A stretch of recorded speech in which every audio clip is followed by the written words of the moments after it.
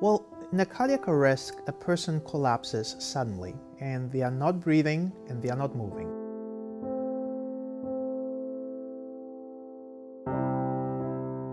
In the summer, when it's nice outside, he stays outside all the time.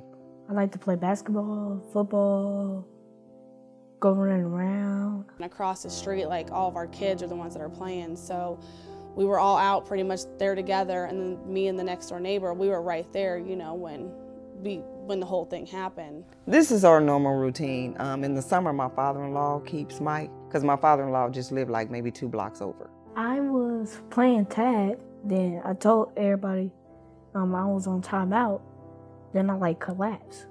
I just fell. The kids carried him from the backyard to the front yard, and a neighbor started a sternum rub on him, and I guess Courtney seen her and came over and did CPR. One of the kids that lived next door, he come up to me and said that one of the kids was having a heart attack. And I heard the next door neighbor's mom yelling, "Courtney, get over here, get over here." I seen Mike, he was laying on the ground. All the kids were pretty much just surrounding him, and the next door neighbor was tapping on his chest and saying his name, like, "Mike, wake up, honey, wake up." When a person has a cardiac arrest, the heart has stopped pumping, and so the blood is not circulating.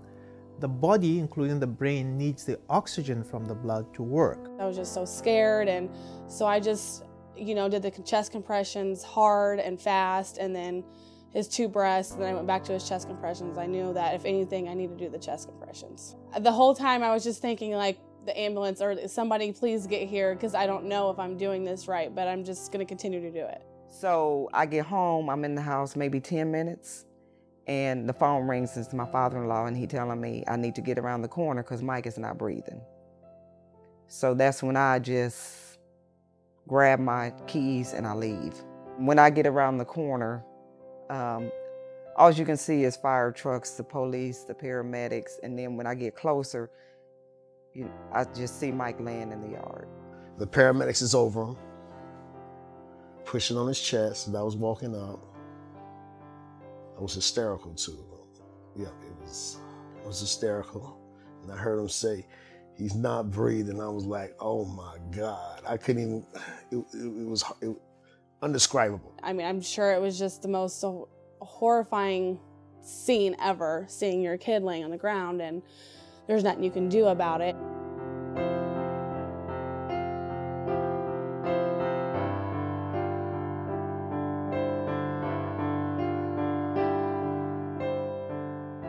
After all their testing, they told us that he was born like this, and what it is his left coronary artery is not where it should be. They said some people go their whole lives like this, and some people don't, and this is what happened to him, but Mike is normally not their outcome. Sunday was his first real day that he played outside, and I was okay with it because he has a defibrillator. That's that safety net. If the lady didn't come out there, if that neighborhood didn't come out there and take care of my son, he probably would be alive, but he's 100% back. Thank you, Courtney, for saving my life.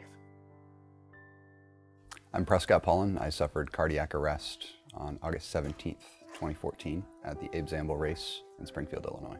The morning of the race, I got up really early. I didn't have that much sleep, but I felt like I was in good condition. I was wide awake.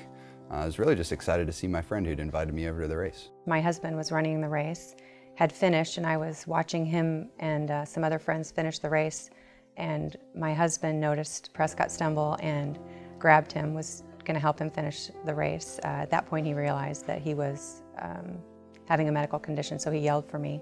I had just finished the Abe Zamble State Fair 10K, and I was walking back on the course to cheer on the other runners who were still out there, and I saw a gentleman help Prescott to the ground, and then I ran up to see if I could be of assistance. For me, running this race, there was never a warning in my mind because the second half of the race I really don't remember. Prescott's eyes were rolled back in his head, and he was, I would say, gray and having trouble breathing. At that point, she decided to go ahead and start compressions. We got a pulse back, and so after the compressions, we stopped that, and he never really did wake up. And then by then, it was just me still holding the airway open and him breathing on his own. I never once thought anything except we need to save Prescott's life. So I woke up in the hospital and, coming from somebody that's wide awake, willing and able to run, to being on a bed, waking up, big difference. Unfortunately, only about 8% of people who have a cardiac arrest outside of a hospital will survive. I think in my case, the frustrating thing is that cardiac arrest for me is still an unknowable. Nobody really knows why I suffered cardiac arrest. I think when it comes to CPR and cardiac arrest, this is a team effort, right? I wouldn't be here today if it weren't for the angels that were around to save my life. They are very fortunate because the odds were against them. When they went down, there was a 90% probability that they wouldn't make it. 80% of cardiac arrests actually happen at home. And so if you witness a cardiac arrest, chances are it's someone you love, a friend, a family member who's gone down. And every minute that appropriate care, CPR, is delayed, the chances of them surviving reduces by 10%. So if it wasn't for the CPR that those people performed on my son at that time, I don't know where we'd be right now.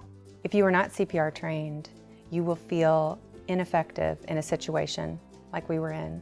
And I think that if you have a little bit of training, it is so much better. You will feel as if you can jump in and assist or even take over and do compressions. Compressions are easy and you can do it. The AHA has been really the driving force behind CPR.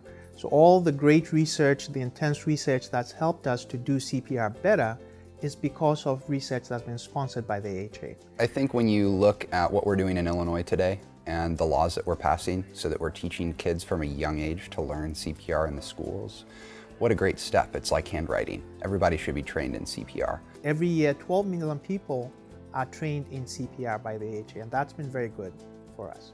I recommend that everyone know CPR because it can happen to anyone at any time, at any place, and you could save a life.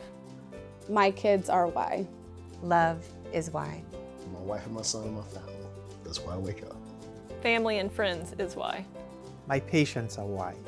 It could happen to anyone, anywhere, anytime, is why.